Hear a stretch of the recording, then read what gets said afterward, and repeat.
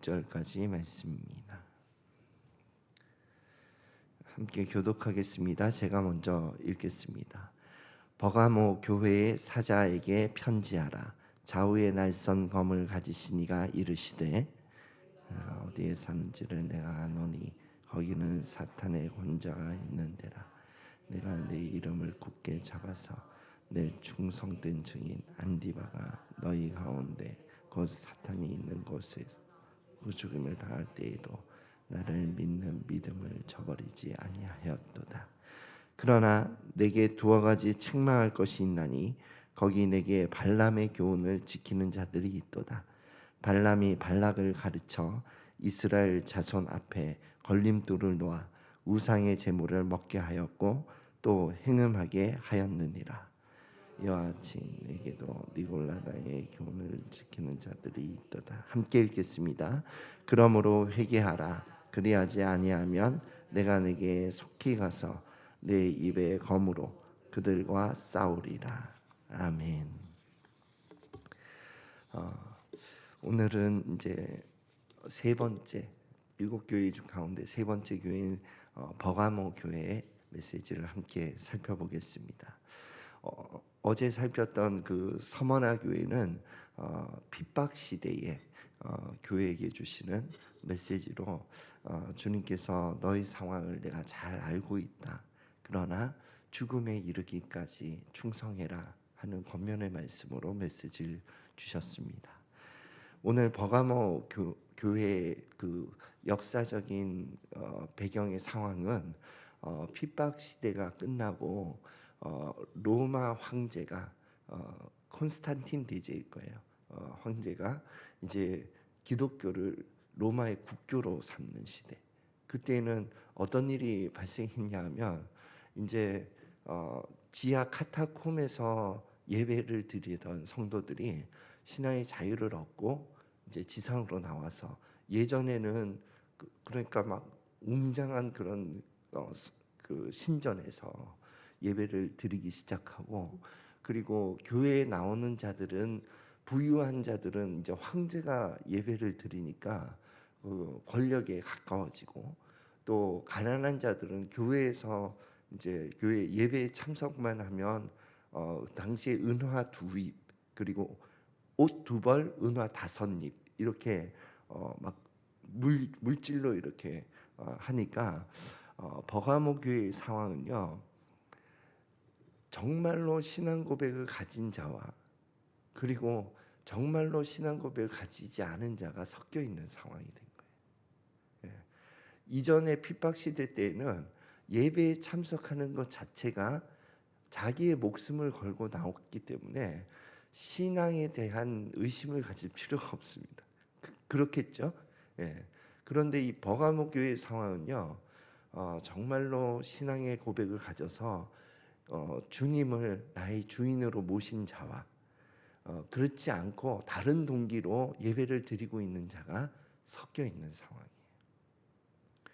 그래서 그 가운데에서 주시는 그 주님의 메시지는 책망의 메시지가 2가지가 있고, 그리고 권면의 메시지, 칭찬의 메시지가 하나가 있습니다. 그래서 PPT를 잠깐 띄워주시겠습니까?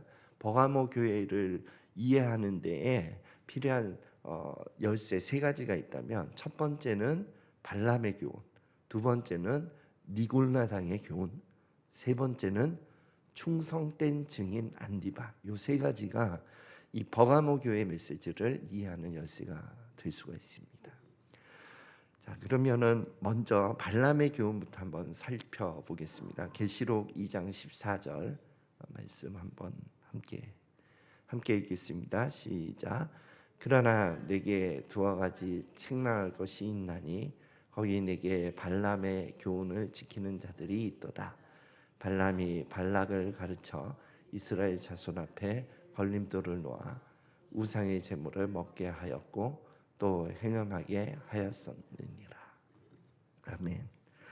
이 발람이라고 하는 사람은 구약의 그 광야 시대 말미에, 그러니까 그 바란 광야라고 하는 곳에서 38년간 이스라엘 민족이 그 하나님 앞에서 이제 믿음의 테스트를 받는 그런 시간이었죠. 1세대가 이제 그 광야에서 다 세상을 떠나고 2세대가 이제 세워졌을 때에 하나님께서 모세를 통해서 이제 가나안 땅으로 들어가게 이동을 시키는 그때에 모압 땅을 지나 가야 됐어요. 그런데 그것을 허락하지 않으니까 이제 모압 왕이 이 이스라엘이 모압 땅 근처까지 온 것을 위협을 느끼고, 그 당시에는 전쟁이라고 하는 것이 신 대 신의 전쟁으로 이해할 수가 있거든요. 그래서 그 당시에 아주 굉장히 유명했던, 그러니까 선지자의 발람 왕이 알 정도니까 얼마나 유명하겠습니까? 그래서 그 발람 선지자를 불러서 이스라엘 민족을 저주하게 하려고 그렇게 불렀습니다. 그래서 처음에는 거절을 했는데 이 발람 선지자가 어쨌든 돈의 동기로, 아마 임금이 주고자 하는 그 돈의 동기로 가서 이제 저주를 하려고 갔어요. 그런데 이제 저주가 안 나오고 막 축복이 3번씩이나 나온 거예요. 그런데 이 축복을 한 그 이야기가 나온 다음 민수기에 조금 한 2장 정도 뒤에 보면 부올에서 생긴 일 하면서 모압 여자를 이제 그 이스라엘 남자들을 이제 모압 신을 섬기는 그 제사 의식에 초대하면서 그 당시에 이방 신의 제사 의식은 굉장히 음란합니다. 그래서 모압 여자와 막 그 음란한 그런 제의 의식을 갖게 하면서 24,000명이 하나님의 징계를 받아서 죽어버려요. 그런데 이 일을 그 계획한 사람이 발람 선지자예요. 그러니까 하나님께서 어떤 이스라엘 민족이 어떤 일을 하면 하나님께 진노하신다 하는 것을 아는 사람이에요. 그런데 왜 그런 일을 계획하고 실행했느냐? 모압 왕이 주고자 하는 그 돈 때문이라는 거예요. 그래서 베드로후서 2장 15절에는 이 발람 선지자를 이렇게 평가하고 있습니다. 한번 말씀 한번 볼까요? 함께 읽겠습니다. 시작. 부올의 아들 발람의 길을 따르는도다. 그는 불의의 삭슬 사랑하다가 자기의 불법으로 말미암아 책망을 받되. 그러니까 이 요한 그 베드로후서에서는 이 발람 선지자를 이 돈을 사랑하는 선지자였다 이렇게 보는 거거든요. 그래서 발람의 교훈이라고 하는 것은요, 버가모 교회에 들어온 물질 만능주의를 말하는 거예요. 돈이 그 모든 그 결정의 중심에 있는 거예요. 그래서 마태복음 6장 24절 함께 읽어보고 그 발람의 교훈에 대한 메시지를 정리해 보겠습니다. 시작. 한 사람이 두 주인을 섬기지 못할 것이니 혹 이를 미워하고 저를 사랑하거나 혹 이를 중히 여기고 저를 경히 여김이라. 너희가 하나님과 재물을 겸하여 섬기지 못하느니라. 아멘. 그래서 이 버가모 교회의 팽배한 그 영향력은 뭐냐면 돈이 하나님보다 중히 여겨지는 거예요. 그러니까 우리의 신앙의 삶에 적용할 수도 있다고 했잖아요. 7교회 모습은. 그러면 우리가 신앙의 길을 가다가 우리가 신앙의 어떤 결정을 할 때, 하나님께서 말씀하셨을 때, 혹은 하나님이 너희 삶의 자리를 옮겨라 라고 말씀하시든지, 아니면 하나님이 어떤 큰 축복을 주셨는데 그것으로 어려운 이웃을 도와라 라든지, 돈과 관련된 하나님의 말씀이 나에게 왔을 때에 나의 반응은 돈을 더 중히 여기는지 하나님을 더 중히 여기는지, 그것이 테스트 받는 시간이 있다는 거예요. 그래서 발람의 교훈은 돈이 중요한지 하나님이 중요한지를 잘 살펴보라는 거예요. 그리고 이제 니골라당의 교훈을 한번 보겠습니다. 계시록 2장 15절입니다. 함께 읽겠습니다. 시작. 이와 같이 내게도 니골라당의 교훈을 지키는 자들이 있도다. 이 니골라당의 교훈은 뭐냐 하면 그냥 직역 이제 중간 과정을 이제 생략하고 해석하자면은 영지주의적인 교훈이에요. 영지주의는 뭐냐 하면 영적인 것은 선하고 육적인 것은 악하다 하는 기반을 두고 있는 사상인데 거기에 핵심은 뭐냐 하면 그노시스라고 하는 영적 지식을 가진 자와 그것을 깨닫지 못한 자로 구분하는 거예요. 그래서 영적 지식을 가진 자는 뭔가 선하고 거룩하고 그것을 가지지 못한 자는 이 영적 지식을 가진 자보다는 좀 덜하다 이런 생각을 가지고 있는 사상이거든요. 그게 오늘날 우리의 신앙에도 영향을 줍니다. 영향을 미치고 있다는 것을 발견할 수가 있어요.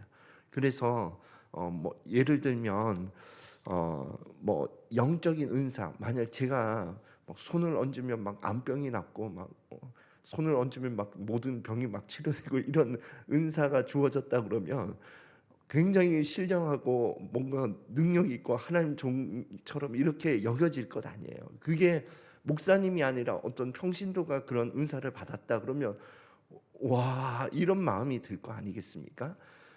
그런 때에 이 은사가 어떤 사람을 더 거룩하게 하고 덜 거룩하게 하고 이런 게 아니라는 거예요. 영적인 은사는요, 하나님께서 교회에 왜 주시냐 하면 그 공동체의 유익을 위해서 주시는 거거든요. 그러니까 이 사람이 어떤 더 낫고 낫지 않고를 평가하는 그런 기준이 아니에요. 제가 이번 주일 오후에는 그 성령의 은사와 열매에 대해서 좀 말씀을 준비하고 있는데 그때 좀 더 자세하게 좀 나눠 보겠습니다. 자, 그래서 그 니골라당의 교훈은 정리하자면 뭐냐 하면은 교회 안의 일은 성스럽고 교회 밖의 일은 속된 일이고 또 이 성직자라고 하는 그 성직자는 귀하고 또 성직자가 되지 않은 평신도는 덜 귀하고 이런 생각을 가지게 한 것이 니골라당의 교훈이에요. 그러니까 이러한 영지주의적인 모습이 버가모 교회 상황에서는 팽배하게 있다는 거예요. 왜냐하면 당시에 버가모 교회는 이제 막 그 믿는 자와 믿지 않는 자가 막 함께 막 섞여서 있으니까 우리는 세상 일을 할 테니까 교회 성직자는 성스러운 일을 하십시오. 이런 분위기가 자연스럽게 형성돼 버렸거든요. 그래서 이러한 영지주의적인 사상을 분별하고 경계하라 하는 것이 니골라당의 교훈입니다. 세 번째 열쇠인 충성된 증인 안디바 한번 말씀부터 읽겠습니다. 계시록 2장 13절 시작. 내가 어디에 사는지를 내가 아노니 거기는 사탄의 권자가 있는 데라. 내가 내 이름을 굳게 잡아서 내 충성된 증인 안디바가 너희 가운데 곧 사탄이 사는 곳에서 죽임을 당할 때에도 나를 믿는 믿음을 저버리지 아니하였도다. 아멘. 버가모 교회에서 주님께서 주목하고 칭찬하는 인물이 있었는데 그것이 충성된 증인 안디바라는 거예요. 그런데 안디바라고 하는 이 이름은요, 계시록 말고 다른 어느 곳에도 나오지 않아요. 이름이. 그래서 이 헬라어를 그냥 이거 해석을 해보면 이 단어 자체가 어떤 뜻을 갖고 있냐면 안디는 안티, 요즘 뭐 안티팬 이런 말 가끔 하잖아요. 그게 안티 반대한다 그런 뜻이고 바는 모든 것 이런 뜻이에요. 그것이 합쳐진 단어거든요. 그래서 모든 것을 반대한다 이런 뜻을 가지고 있는 이름이에요. 그래서 충성된 증인 안디바 이것을 해석할 때에는 말씀에 반하는 모든 것을 반대한다 이런 뜻으로 해석이 되는 거예요. 그래서 어제도 제가 서머나 교회에서 충성에 대해서 좀 같이 나누었지만 충성은 반드시 이 나에게 경험되어진 또 지금 나에게 말씀하고 있는 하나님의 그 살아있는 말씀과 관련이 있거든요. 그래서 그 말씀을 붙들고 죽음을 택할 것이냐 아니면 내게 이렇게 분명하게 새겨지고 지금 분명하게 말씀하고 있는 그 말씀을 버리고 내가 살 것이냐 이런 문제거든요.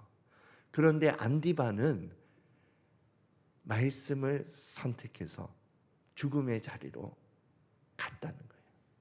예. 그러니까 버가모 교회에서는 말씀의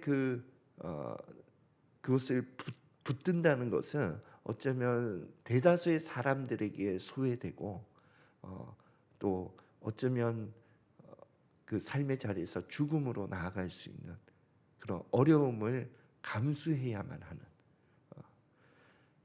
그럴 수 있거든요. 그런데 그것을 감수하고 하나님의 말씀 때문에 그 자리를 선택했던 자가 안디바라는 거예요.